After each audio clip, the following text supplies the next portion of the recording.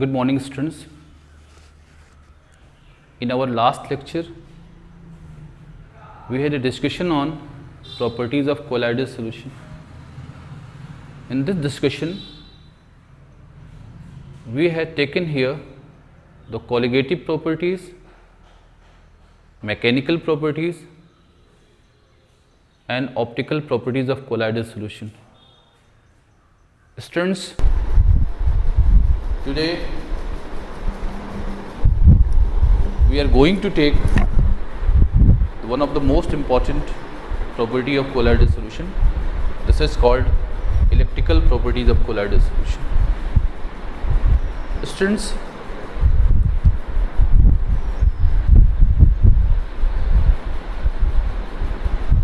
इस electrical property में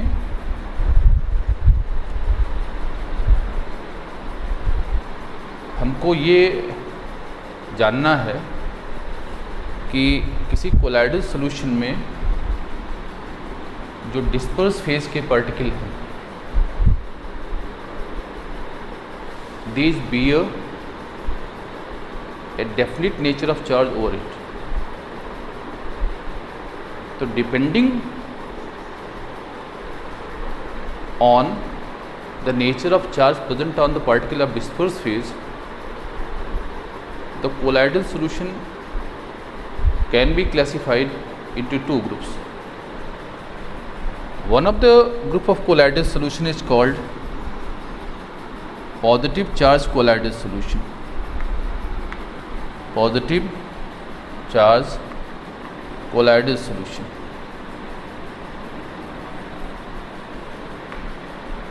Students, positive charge colloidal solution are those colloidal solution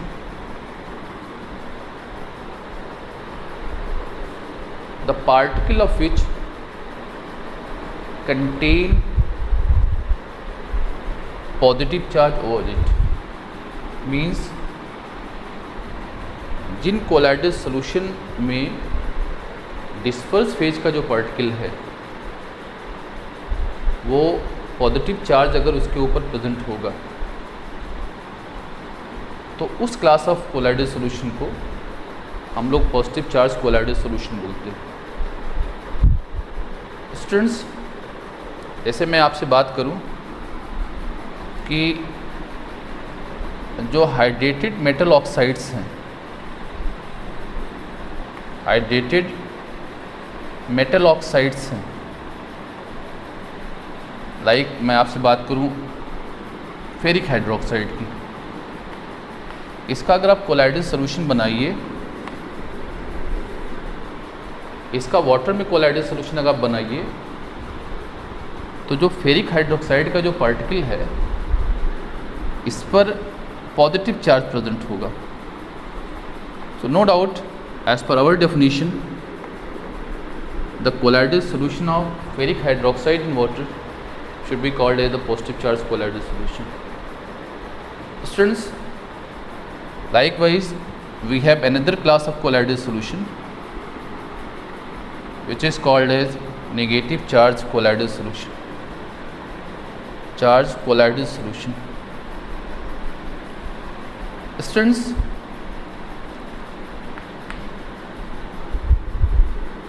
ये जो क्लास ऑफ कोलाइडल सॉल्यूशन है इसमें जो डिस्पर्स फेज का जो पार्टिकल होगा उस पर नेगेटिव चार्ज प्रेजेंट होगा.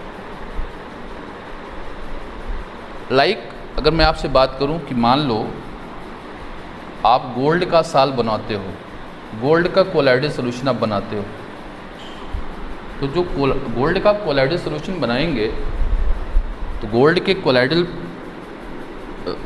सॉल्यूशन में जो उसका डिस्पर्स फेज का जो पार्टिकल है इसके ऊपर नेगेटिव चार्ज ऐसे प्रेजेंट होगा. This negative charge may be due to the presence of electron और may be due to presence of some negative ion. So students, अगर ये नेगेटिव चार्ज यहाँ प्रेजेंट है तो हमारे क्लासिफिकेशन के हिसाब से ये जो कोलाइडल सॉल्यूशन होना चाहिए that should be called as the negative charge colloidal solution. Students, let us take some other examples of positive charge colloidal solution and negative charge colloidal solution. Students, अगर positive charge colloidal solution की और बात हम करें तो एक die substance है, basic dye stuff है जिसको मिथाइलिन ब्लू बोलते हैं। अगर मिथाइलिन ब्लू का हम लोग क्या करें, सॉल बनाएं, तो इस सॉल के जो पार्टिकल होंगे उन पर पॉजिटिव चार्ज प्रेजेंट होगा। दैट इज़ वाई ये जो मिथाइलिन ब्लू का जो सॉल होगा उसको पॉजिटिव चार्ज कोलाइडल सॉल्यूशन बोलेंगे। लाइकवाइज स्टूडेंट्स, ब्लड जो हमारा है, ब्लड का जो कंपोनेंट है जिसको आप हेमोग्लोबिन बोलते हो, इसका जो कोलाइडल सॉल्यूशन है वो भी एक पॉजिटिव चार्ज कोलाइडल सॉल्यूशन है। लाइकवाइज जितने मेटल सॉल्व होते हैं, gold, silver, platinum, copper and so on so, इनका जो कोलाइडल सॉल्यूशन है इनको हम लोग नेगेटिव चार्ज कोलाइडल सॉल्यूशन बोलते हैं। स्टूडेंट्स, जितनी एसिड डाई स्टफ्स होते हैं, जैसे आप नाम आपने सुना नहीं होगा, अगर सुने हो तो बहुत अच्छी बात है। एक होता है इओसिन, एक होता है कॉन्गो डाई। ये दोनों एसिडिक डाई स्टफ्स हैं। इनका जो सॉल होगा उसके पार्टिकल पर नेगेटिव चार्ज प्रेजेंट होता है। दैट इज़ वाई ये जो है नेगेटिव चार्ज कोलाइडल सॉल्यूशन बनाते हैं। स्टूडेंट्स, लाइकवाइज जो हमारे स्टार्च का जो कोलाइडल सॉल्यूशन है, जेलेटिन का जो कोलाइडल सॉल्यूशन है, ये जो सारे सॉल्यूशंस हैं, these are also called as the negative charge colloidal solution, as the particle of these colloidal solution also bears negative charge over it. So students, after this classification, let us try to find out the reason why the particle of dispersed phase of a colloidal solution have either positive or negative charge. Students, in order to explain the origin of charge, that is positive and negative charge on colloidal particle, we have various concepts, but in your discussion, in your class, the origin of charge can be explained on the basis of selective adsorption theory. This is one of the most important theory, selective adsorption theory, and next one is the formulation of double layer theory. These are the two modern concepts which are widely used to explain the origin of charge on colloidal particles. Students, let us first take selective adsorption theory. Students,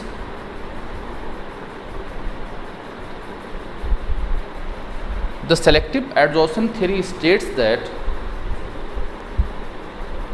the colloidal particle, that is particle of dispersed phase, have tendency to absorb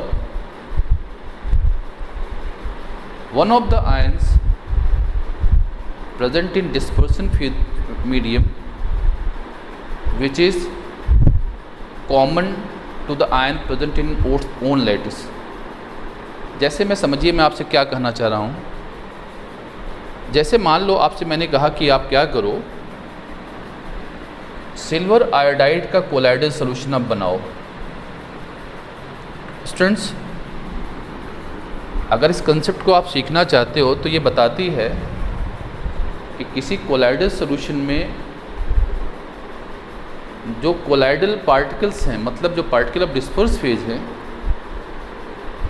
इनकी tendency अपने lattice में जो present ion है उनमें से किसी एक ion को अपने सरफेस पर एब्जॉर्ब करने की टेंडेंसी रखते हैं। No doubt, if colloidal particles have tendency to absorb one of the ion present in wound lattice, so if the absorbed particle is positive, if the absorbed ion is positive, then colloidal solution should be called as the positive colloidal solution. If absorbed ion is negative ion, no doubt this type of colloidal solution should be called as negative charge colloidal solution. Students, इसको अगर आपको समझना है तो मान लीजिए आपको मैंने कहा कि आप सिल्वर आयोडाइड का कोलाइडल सोल्यूशन बनाइए। स्टूडेंट, जब सिल्वर आयोडाइड का कोलाइडल आपको सोल्यूशन बनाना होगा तो आपको करना क्या पड़ेगा? आपको extremely diluted silver nitrate solution लेना पड़ेगा और एक्सट्रीमली डाइल्यूट आपको पोटेशियम आयोडाइड का सोल्यूशन लेना पड़ेगा। ये दो बातें लेनी पड़ेगी। एक्सेस डाइल्यूशन का सिल्वर नाइट्रेट सोल्यूशन लेना पड़ेगा और एक्सेस डाइल्यूशन का आपको पोटेशियम आयोडाइड सोल्यूशन लेना पड़ेगा। स्टूडेंट्स, जब आप क्या करोगे, सिल्वर नाइट्रेट का जो सोल्यूशन है आप इसको पोटेशियम आयोडाइड के एक्सेसिव जो डाइल्यूट सोल्यूशन है उसमें जब आप ऐड करोगे तो डबल डिस्प्लेसमेंट के थ्रू आप समझ पा रहे हो कि यहाँ सिल्वर आयोडाइड आपको मिलना चाहिए।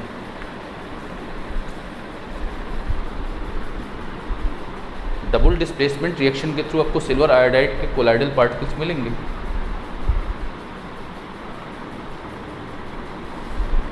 And this particle of silver iodide, colloidal particle of silver iodide, have tendency to absorb excess ion present in dispersion medium. Students, यहाँ पे दो आयन एक्सेस होते हैं, एक आपका सिल्वर आयन एक्सेस में होगा और नाइट्रेट आयन एक्सेस में होगा। लेकिन अभी आपको कंडीशन क्या बता रहे थे कि इस कोलाइडल पार्टिकल की टेंडेंसी अपने लैटिस में जो प्रेजेंट आयन है, कॉमन आयन है, उसको अपने सरफेस पे एब्जॉर्ब करने की होती है। तो अगर इस बात को केयर किया जाए तो आप पता है इन दोनों में इसका जो कॉमन आयन है वो कौन सा? सिल्वर आयन है। So it has tendency to form here, it has tendency to absorb silver ion और द सरफेस ऑफ और द सरफेस ऑफ इट। तो अगर ये सिल्वर आयन यहाँ एब्जॉर्ब कर गया तो नो डाउट कर सकते हैं whole of the intensity have the positive charge. If the intensity have the positive charge, no doubt आप कहेंगे this class of colloidal solution should be called as that is positive charge colloidal solution. Students, likewise मैं आपसे कहूँ कि क्या करो, potassium iodide के solution को आप सिल्वर नाइट्रेट के सोल्यूशन में ऐड करो। फर्दर यहाँ पर डाइल्यूशन की यहाँ पर excess dilution required. Both the solution should be excessively diluted. अगर आप ऐसा करते हो तो फिर बेटे वहाँ डबल डिस्प्लेसमेंट की रिएक्शन होगी। डबल डिस्प्लेसमेंट की रिएक्शन होगी तो नो डाउट सिल्वर आयोडाइड का पार्टिकल मिलेगा। बट जब आप ऐसा करोगे, यहाँ कह रहा हूँ silver iodide solution is added to the solution of silver nitrate, potassium iodide solution is added to the solution of silver nitrate. अगर आप ऐसा करोगे तो आपके सोल्यूशन में एक्सेस होगी पोटेशियम आयन की और आयोडाइड आयन की। बट अगर ये एक्सेस इसकी है तो आप कह सकते हो कि सिल्वर आयोडाइड का जो क्रिस्टल है उसमें उसकी टेंडेंसी किसको एब्जॉर्ब करने की होगी? It has the tendency to absorb iodide ion on its surface. So अगर ये आयोडाइड आयन को एब्जॉर्ब किया है, इसने एब्जॉर्ब किया है, तो नो डाउट जो इंटेंसिटी आपको मिली हुई है that intensity must have the negative charge. If this have the negative charge, no doubt आप कहेंगे the colloidal solution should be called as the negative charge colloidal solution. Students, to explore this idea of selective absorption, let us consider one more example. इसके लिए मैं कह रहा हूँ कि आप क्या करिए,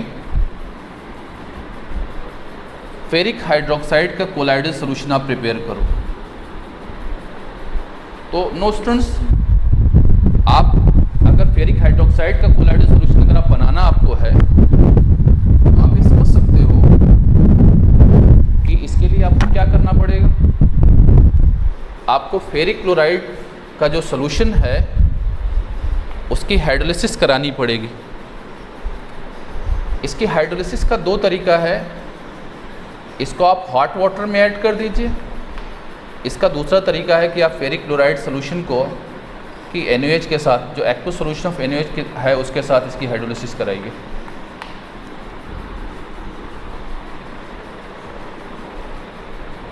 आपको इसको बता चुका हूँ मैं कि जो फेरिक हाइड्रोक्साइड का जो कोलाइडल सोल्यूशन है या किसी भी मेटल हाइड्रोक्साइड का जो कोलाइडल सोल्यूशन है, it is obtain through the chemical method, और जो केमिकल रिएक्शन इन्वॉल्व होती है उसको हाइड्रोलिसिस आप बोलते हो। तो नो डाउट आप कहेंगे कि यहाँ पर क्या हो गया कि हाइड्रोलिसिस आपको करानी यहाँ पर है।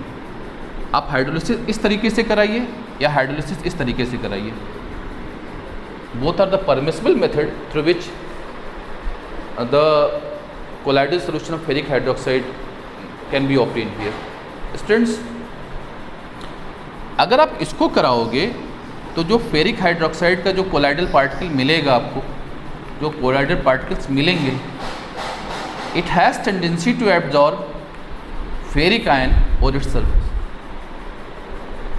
क्योंकि एक्सेस सॉल्यूशन में जो प्रेजेंस होगी after the completion of the reaction वो आयरन और क्लोराइड आयन होगा, लेकिन फेरिक हाइड्रोक्साइड के जो लैटिस में जो कॉमन आयन होगा वो फेरिक थर्ड आयन होगा। So it has tendency to absorb this ion. और पता है अगर ऐसा होगा तो जो ये इंटेंसिटी आपको मिलेगी डेफिनेटली इसके पास पॉजिटिव चार्ज होगा। तो आप कहेंगे इस तरीके से अगर आप बनाएंगे तो फेरिक हाइड्रोक्साइड का आपको पॉजिटिव चार्ज कोलाइडल सोल्यूशन मिलेगा। स्टूडेंट, दूसरा जो तरीका है, तरीका ये है कि आप उसकी एल्कलाइन, इसकी बेसिक हाइड्रोलिसिस कराइए। फिर से आपको क्या हो गया, यहाँ पर जो रिएक्शन मिलेगी आपको मिलेगी दैट इज़ FeOH थ्राइस, और अब आपके सोल्यूशन में जो एक्सेस आयन है वो सोडियम आयन है, हाइड्रोक्साइड आयन है। तो इनमें जो इसका कॉमन आयन है वो हाइड्रोक्साइड आयन है। तो अब अगर हाइड्रोक्साइड को बेटे इसने एब्जॉर्ब करेगा अकॉर्डिंग टू योर थियरी, तो no doubt whole of the entity have negative charge. So as per our classification definitely that class of colloidal solution in this case is called the negative charge colloidal solution of ferric hydroxide. So students, you can explore the idea of selective adsorption theory to identify the nature of charge present on colloidal particle for other colloidal solution. So try to set some other examples and write your response in the comment box. Students, let us consider the formulation of double layer theory. ये भी एक theory है जिसका use हम लोग कर सकते हैं अपने कोलाइडल पार्टिकल पर चार्ज की जो इलेक्ट्रिकल चार्ज के जो ओरिजिन है उसको एक्सप्लेन करने के लिए। स्टूडेंट्स, कहता है ये जो थ्योरी हमारी है वो बताती है कि किसी कोलाइडल सोल्यूशन में जो कोलाइडल पार्टिकल है it has tendency to form electrical double layer. मतलब ये चार्ज की, इलेक्ट्रिकल चार्ज की दो लेयर बनाता है। Listen very carefully. मान लो मैं आपसे कहूँ कि आपको मैंने यही दे दिया, कोई एक दे दिया, चाहे आपको ये वाला दे दिया, सिल्वर आयोडाइड का कोलाइडल सोल्यूशन दे दिया मैंने, तो कहता जो सिल्वर आयोडाइड का जो कोलाइडल सोल्यूशन है it has tendency to form two layer around it. अगर आप समझ पा रहे हो तो आप कह सकते हो कि यहाँ पर क्या होगा, इसके पास इसकी दो, यहाँ पर ये जो हमारा सिल्वर आयोडाइड का कोलाइडल पार्टिकल है it has tendency to form two layers of electrical charge, opposite electrical charge around it. एक तो ऑलरेडी हम आपको सेलेक्टिव एब्जॉर्प्शन थ्योरी के थ्रू बता चुके हैं, it has tendency to absorb silver ion over its surface. अब जो सरफेस पर लेयर बनती है वो लेयर वो फिक्स है, it has no mobility, it is stationary here. लेकिन कहता है जो दूसरी लेयर बनती है जो कि आपकी फिक्स, जिसका चार्ज आपकी फिक्स लेयर के चार्ज का जस्ट अपोजिट है, and both are separated with the molecular dimension, molecular distance, ज़्यादा बड़ी डिस्टेंस नहीं होती। तो कहता है जो दूसरी लेयर बनेगी वो क्या होगी, आपकी जो फिक्स लेयर है उसके अपोजिट चार्ज की क्या दूसरी लेयर बनेगी। ये जो लेयर बनती है it is form over the particle of disperse phase, where this जो मोबाइल है ये फिक्स लेयर है और ये मोबाइल लेयर है जिसको आप डिफ्यूज लेयर बोलते हैं, ये आपके डिस्पर्सन मीडियम में मिलती है। सो नो डाउट, और इन दोनों के बीच एक मॉलिक्यूलर डिस्टेंस है, मॉलिक्यूलर डायमेंशन जितनी डिस्टेंस है। सो आप कह सकते हो कि ये जो लेयर है जो कि डिस्पर्सन मीडियम में बनती है इसको हम लोग डिफ्यूज लेयर बोलते हैं और इसको मोबाइल लेयर बोलते हैं। और ये जो फिक्स लेयर है जो कि सरफेस पर है इसको हम लोग फिक्स लेयर और स्टेशनरी लेयर बोलते हैं। Since your colloidal particle have the two layers of opposite electrical charges, और आपको पता है इलेक्ट्रिसिटी में कि दो अपोजिट चार्जेस अगर एक डिस्टेंस पे सेपरेटेड होंगे तो this acts the seat of potential difference. Students, तो ये जो दोनों के बीच में पता है कि अगर ये दोनों एक दूसरे से डिस्टेंस पे सेपरेटेड हैं तो इनके बीच एक पोटेंशियल डिफरेंस होगा, और ये जो पोटेंशियल डिफरेंस होगा उसको हम लोग कहते हैं जीटा पोटेंशियल या electrokinetic potential. Students, this formulation of double layer was proposed by Helmholtz, एक साइंटिस्ट थे हेल्महोल्ट्ज़।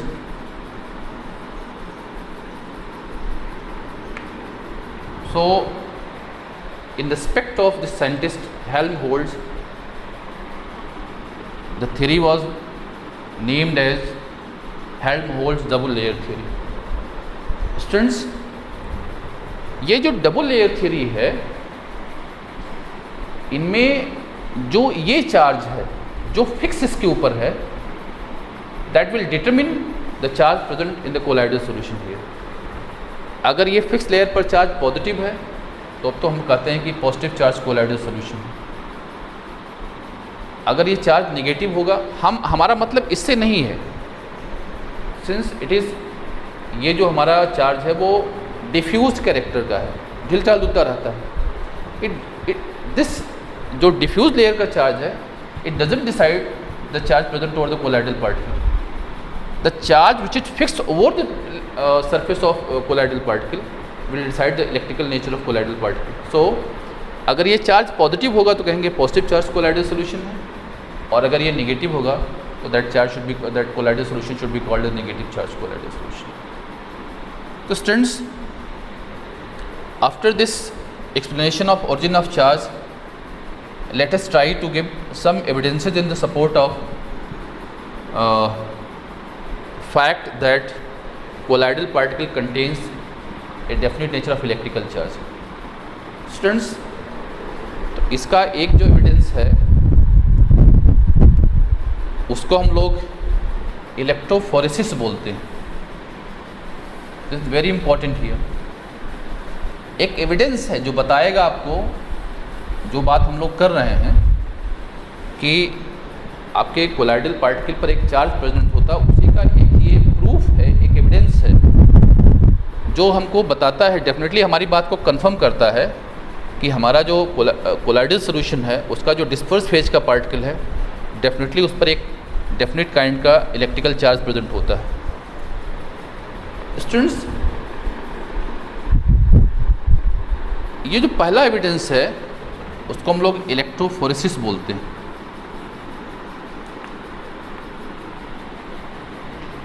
स्टूडेंट्स, इलेक्ट्रोफोरेसिस को आपको अगर देखना है तो आप क्या करिए, एक ऐसे यू शेप ट्यूब आप बना लीजिए। एक आप यू शेप ट्यूब लीजिए, इसमें कोलाइडल सॉल्यूशन को फिल कर लीजिए। 2 प्लैटिनम इलेक्ट्रोड डाल करके इसको किसी ईएमएफ सोर्स से आप जोड़ दीजिए। दिखाई क्या पड़ेगा जब आप ऐसा करोगे, जब इसको इलेक्ट्रिकल फील्ड में आप रखते हो, ये जो लिम्ब है आपके यू शेप ट्यूब की, लिम्ब आप समझते हो ना, इसकी आर्म है ये, इसमें आपने फिल किया हुआ है, इसमें कोलाइडल सॉल्यूशन आपने फिल किया हुआ है। जब तक आप क्या करते हो, कोई आप यहाँ पे एक्सटर्नल फील्ड नहीं अप्लाई करते हो, तब तक आपके इस यू शेप ट्यूब में कोई पार्टिकल का मूवमेंट नहीं दिखाई पड़ता। केवल एक बात दिखाई पड़ती है जो ब्राउनियन मूवमेंट है, क्योंकि वो उसकी प्रॉपर्टी है, पार्टिकल इधर उधर चले, लेकिन ऐसा कि इलेक्ट्रोड की तरफ कोई मूवमेंट आपको नहीं दिखाई पड़ेगा। लेकिन जब आप क्या करते हो, इसको किसी इलेक्ट्रिक फील्ड में रखते हो, एक्सटर्नल सोर्स जब आप इलेक्ट्रिक फील्ड का अप्लाई करते हो यहाँ पर, तो दिखाई पड़ता है कि जो हमारा कोलाइडल पार्टिकल है बेटे, ये या तो इस इलेक्ट्रोड की तरफ मूव करता, मान लो, या ये इस इलेक्ट्रोड की तरफ मूव करता है। तो डिपेंड करेगा कि आपका जो कोलाइडल सॉल्यूशन है उसका इलेक्ट्रिकल चार्ज कैसा है। आप समझ सकते हो कि अगर पॉजिटिव चार्ज कोलाइडल सॉल्यूशन होगा तो आपके कैथोड की तरफ कोलाइडल पार्टिकल का मूवमेंट होगा। दिखाई पड़ता है वो सारे पार्टिकल क्या करते हैं, जाकर के इलेक्ट्रोड पर न्यूट्रलाइज होकर के वहाँ वो अपना एग्रीगेट बना, वो इकट्ठा हो जाते हैं, डिपॉजिट कर जाते हैं। और अगर आपका कोलाइडल सॉल्यूशन नेगेटिव है तो नो डाउट वो जाकर के एनोड पर आपको कलेक्ट होते दिखाई पड़ेंगे। Definitely it is one of the most important evidence in the support of the fact that the particle of disperse phase of A colloidal solution contains either positive और negative charge. अगर आप कहो कि नहीं वो जाकर के कैथोड पर डिपॉजिट हो रहे हैं तो सीधे आपको बोलना चाहिए कि पॉजिटिव चार्ज कोलाइडल सॉल्यूशन होगा। अगर वो नेगेटिव वो जाकर के एनोड पर डिपॉजिट करें, नो कहेंगे अगर आप सीधे वो that should be this one here. Students, एक तो आप कह सकते हो कि अगर आप इसको डिफाइन करना चाहो तो कहेंगे it is the movement of colloidal particle towards one of the electrode when colloidal solution is kept in an external electric field। जब आप अप्लाई करोगे एक्सटर्नल इलेक्ट्रिक फील्ड को लगाओगे तो लगाने पर ये ऑब्जर्वेशन आपको मिलेगा, by observing the movement of the colloidal particle towards the electrode you can easily identify कि what should be the nature of charge, electrical charge present to the colloidal particle. Students, likewise एक बात और करें, वो है इलेक्ट्रोऑस्मोसिस।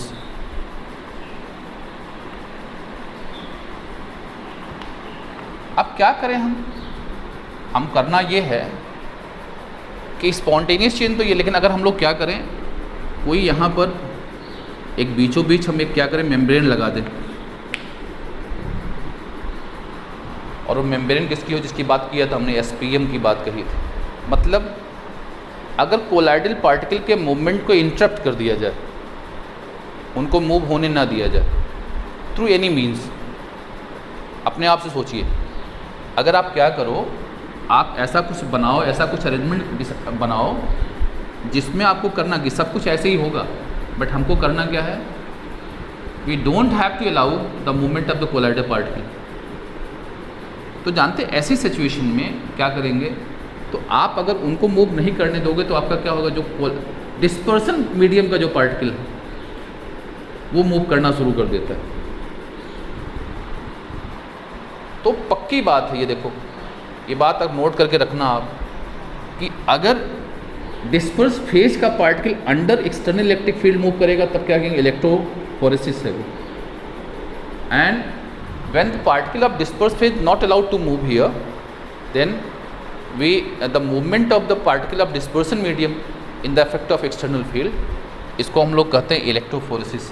No doubt students, ये दोनों जो एविडेंसेस हैं, आपका इलेक्ट्रोफोरेसिस का एविडेंस और जो इलेक्ट्रोऑस्मोसिस जो है दूसरा एविडेंस है, it definitely gives the information about the presence of electrical charge in the colloidal particle.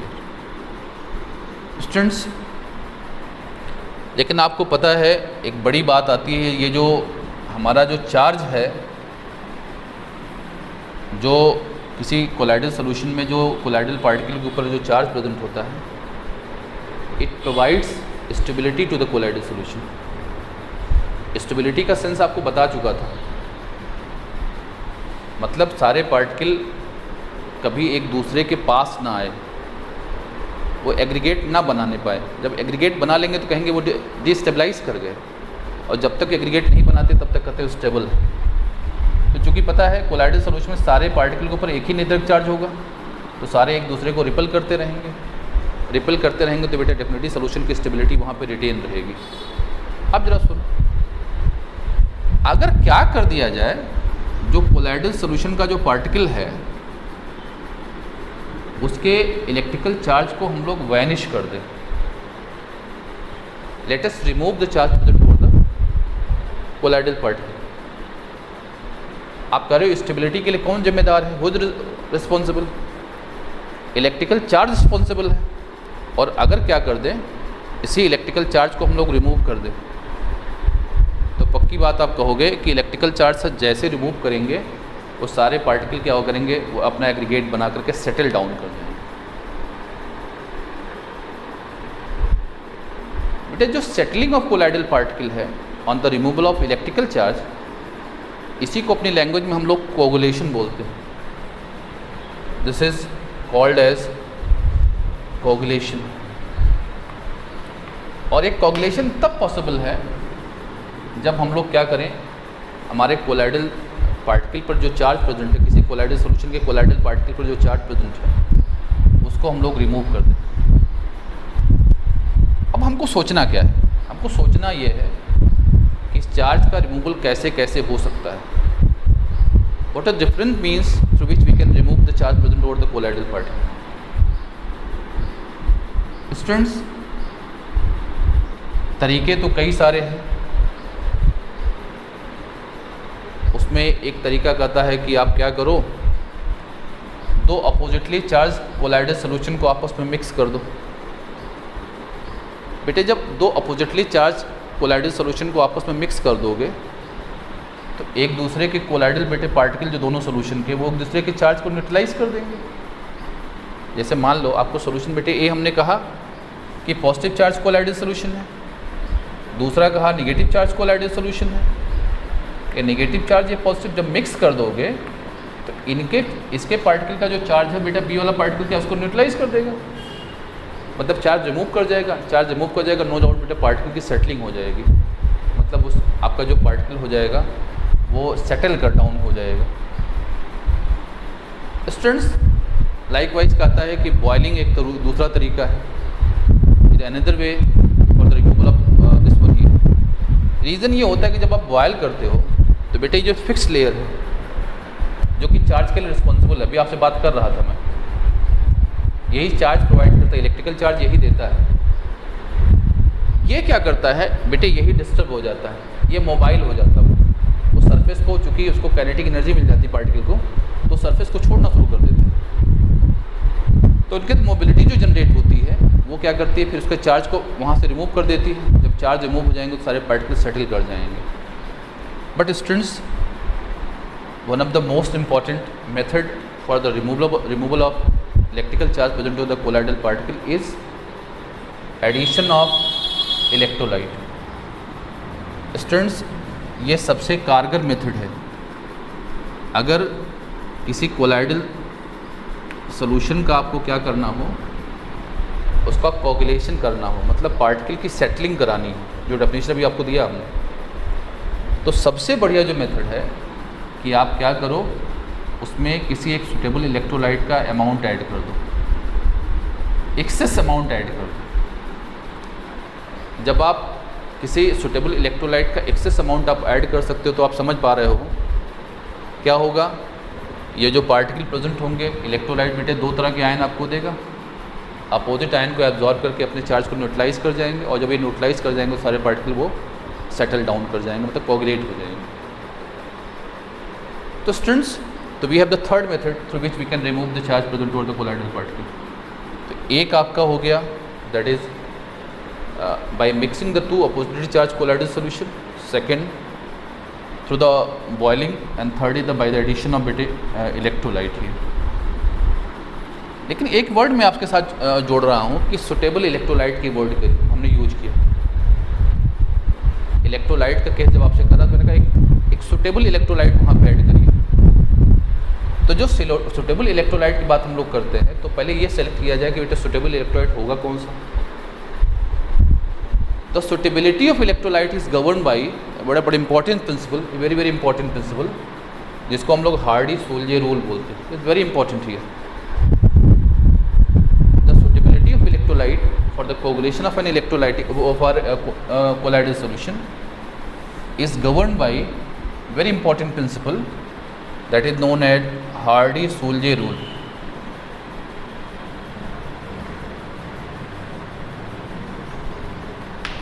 ये रूल है, ये डिसाइड करता है कि आपको अगर आपको किसी कोलाइडल सॉल्यूशन का अगर आपको कोगुलेशन कराना है तो उसके लिए कौन सा इलेक्ट्रोलाइट सबसे अच्छा होगा। Which electrolyte is said to be most suitable for the coagulation of a particular colloidal solution. Students, इसके दो पार्ट हैं। पहला तो बताता है कि किसी कोलाइडल सॉल्यूशन के कोगुलेशन में इफेक्टिव आयन कौन होगा। तो आप इस रूल को ऐसे दो हिस्सों में बांट लीजिए। पहले effectiveness of ion furnished by the electrolyte. जैसे पता है आपको बेटे, जब आप इलेक्ट्रोलाइट ऐड करोगे तो इलेक्ट्रोलाइट आपको सॉल्यूशन में क्या देगा, एक पॉजिटिव आयन देगा और निगेटिव आयन देगा। तो पहले आपको ये डिसाइड करना पड़ेगा कि इसमें कौन आयन इफेक्टिव है, आपके कोलाइडल सॉल्यूशन के कोगुलेशन में कौन सा आयन इफेक्टिव है, पॉजिटिव आयन इफेक्टिव है कि नेगेटिव आयन इफेक्टिव है। तो इसके अलावा इसलिए आप हार्डी-सोल्जे ने इसका पहला रूल दिया था कि the ion furnished bye electrolyte which have charge opposite to the charge present on colloidal particle is effective in the coagulation of colloidal solution. Have you got the idea? मतलब ये हुआ कि आपके कोलाइडल सॉल्यूशन पे जैसा charge है तो वो आयन जिसका चार्ज आपके कोलाइडल पार्टिकल के चार्ज का अपोजिट है वो आपके कोगुलेशन, वो आपके सॉल्यूशन को कोगुलेट कर सकता है।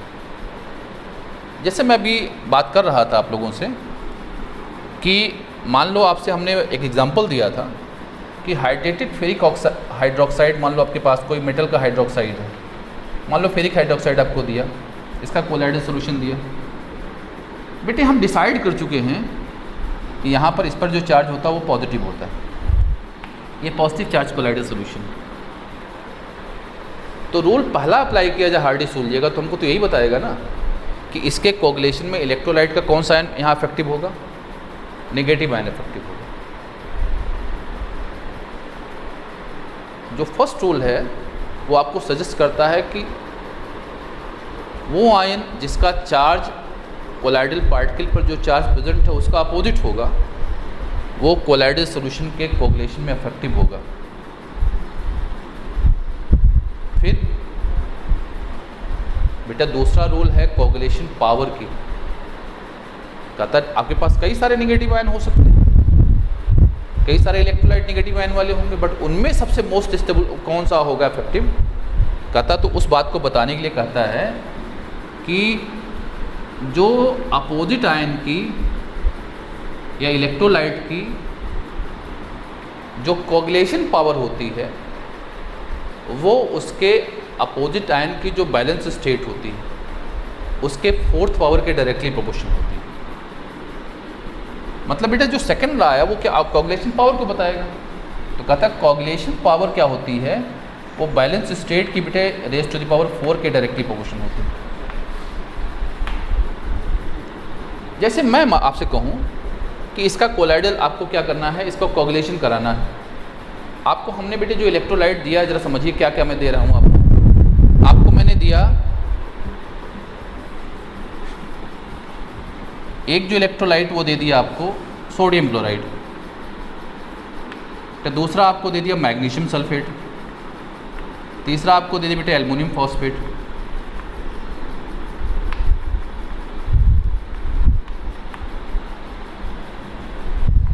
ये आपको दिया मैंने। अगर आप देखो तो जानते बेटे, अगर अब आपको आइडेंटिफाई क्या करना पड़ेगा, इसमें मोस्ट सुटेबल कौन सा है, तो इसमें कहेंगे रूल पहला अप्लाई करके क्लोराइड इफेक्टिव होगा, इसमें कहेंगे सल्फेट इफेक्टिव होगा, इसमें कहेंगे फॉस्फेट इफेक्टिव होगा। लेकिन सेकंड रूल अगर अप्लाई करेंगे तो कहेंगे मोस्ट इफेक्टिव कौन होगा, तो वो बेटे इलेक्ट्रोलाइट मोस्ट इफेक्टिव होगा जिसके नेगेटिव आयन का चार्ज मैक्सिमम होगा, जिसकी बैलेंस स्टेट मैक्सिमम होगी। तो नो डाउट मैक्सिमम किसकी स्टेट है, फॉस्फेट की है। इसका मतलब इस सॉल्व के, इस कोलाइडल सोल्यूशन के कोगुलेशन में इन तीनों इलेक्ट्रोलाइट में जो मोस्ट इफेक्टिव जो इलेक्ट्रोलाइट है वो एल्युमिनियम फॉस्फेट है। Students, after this discussion let us take another very important concept which is called as protection of colloidal solution। बेटे प्रोटेक्शन बोलते हैं, प्रोटेक्शन ऑफ कोलाइडल सॉल्यूशन।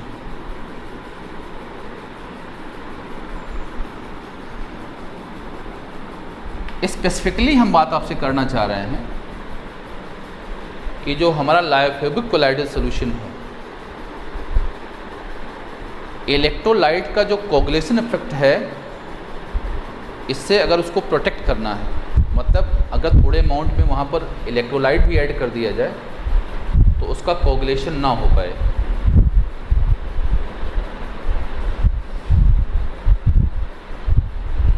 तो इसके लिए जो कुछ आप काम करेंगे इसको प्रिवेंशन बोलते हैं। आप कहेंगे कि किसी लायोफोबिक कोलाइडल सॉल्यूशन को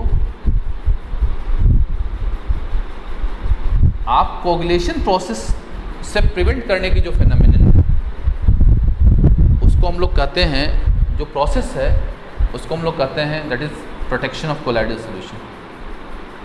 स्टूडेंट्स, आपको पता है कि आपके पास दो तरह के कोलाइडल सॉल्यूशन थे, एक आपको लायोफिलिक बोलते थे और एक लायोफोबिक बोलते थे। स्टूडेंट्स, आपसे कहा था कि लायोफिलिक जो कोलाइडल सॉल्यूशन वो ज़्यादा स्टेबल है, उसके स्टेबिलिटी के पीछे एक रीज़न तो था कि उसके जो डिस्पर्स फेज और डिस्पर्सन मीडियम के पार्टिकल वो एक दूसरे के लिए बेटे उनकी ग्रेट एफिनिटी होती है। लेकिन स्टूडेंट्स, आपको पता है इसका एक बड़ा पॉजिटिव पहलू ये है कि अगर हम लोग क्या करें, किसी कोलाइडल जो लायोफोबिक कोलाइडल सॉल्यूशन है उसको अगर प्रोटेक्ट करना है हमको फ्रॉम द कोगुलेशन, तो हम लोग क्या करें, लायोफोबिक कोलाइडल सॉल्यूशन में आप क्या करो, लायोफिलिक कोलाइडल सॉल्यूशन ऐड कर दो।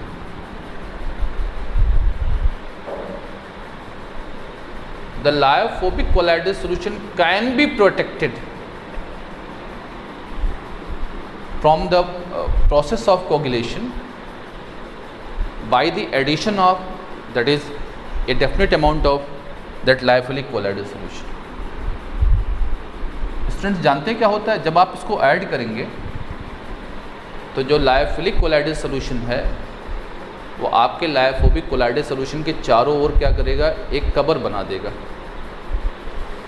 मतलब एक इन्वेलप क्रिएट कर देगा। समझो जरा, जैसे मान लो ये कोलाइडल आपका कोई लायोफोबिक कोलाइडल है, लायोफोबिक है, तो जब आप लायोफिलिक ऐड करोगे तो क्या करेगा बेटे, लायोफोबिक कोलाइडल सॉल्यूशन के चारों ओर लायोफिलिक कोलाइडल सॉल्यूशन एक क्या करेगा, कवर बना देगा। It creates a envelope around the particle of lyophobic colloidal solution. तो जब आप ऐसा करोगे तो क्या करना फिर है, जब बना दिएगा तो जब आप इलेक्ट्रोलाइट ऐड करेंगे तो इलेक्ट्रोलाइट बेटा जो आयन होगा वो इसके कांटेक्ट में, इसके पार्टिकल के कांटेक्ट में आ नहीं पाएगा। जब वो आ नहीं पाएगा तो ऑब्वियसली क्या दिखाई पड़ेगा, उसका चार्ज न्यूट्रलाइज नहीं होगा, और चार्ज न्यूट्रलाइज नहीं होगा तो पक्का बेटे वो क्या होगा, वो स्टेबिलिटी उसकी बनी रहेगी, वो उसका कोगुलेशन नहीं होगा।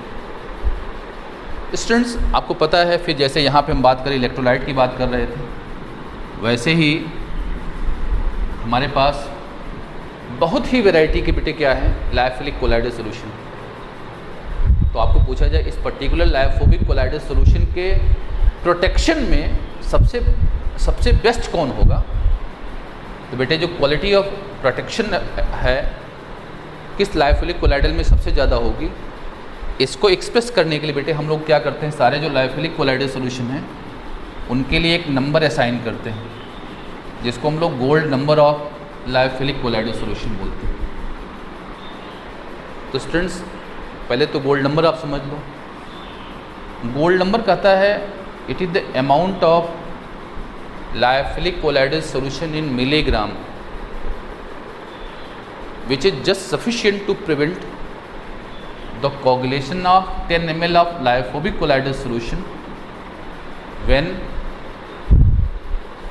1 ml 10% sodium chloride solution is added to it। मतलब समझ गए आप क्या हुआ कि किसी लायोफिलिक कोलाइडल सॉल्यूशन की जो गोल्ड नंबर क्या होती है, कहता उसका मिलीग्राम में अमाउंट है,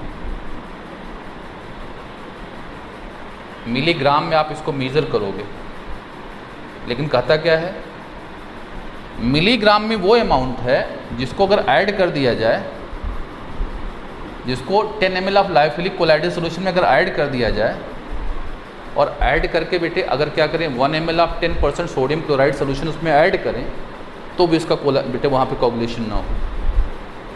आप समझ सकते हो, देखो सोडियम क्लोराइड बेटे पता है स्ट्रॉन्ग इलेक्ट्रोलाइट है, इसको अगर आप ऐड कर दीजिए और उसमें ऐड करने के बाद क्या करिए 1 ml आप उसमें क्या 10% सोडियम क्लोराइड सोल्यूशन आप उसमें ऐड करिए तो भी उसका कोगुलेशन ना होगा। तो जो मिलीग्राम में जो अमाउंट आप उसमें ऐड किए होंगे उसको क्या करेंगे, आपके लायोफिलिक कोलाइडल सोल्यूशन की गोल्ड नंबर बोलेंगे। तो स्टूडेंट्स जिस लायोफिलिक कोलाइडल सोल्यूशन की गोल्ड नंबर जितनी कम होगी, डेफिनेटली उस लायोफिलिक कोलाइडल सोल्यूशन को हम लोग उतनी बढ़िया क्वालिटी का बोलेंगे। So this is all about of today's lecture. Thank you.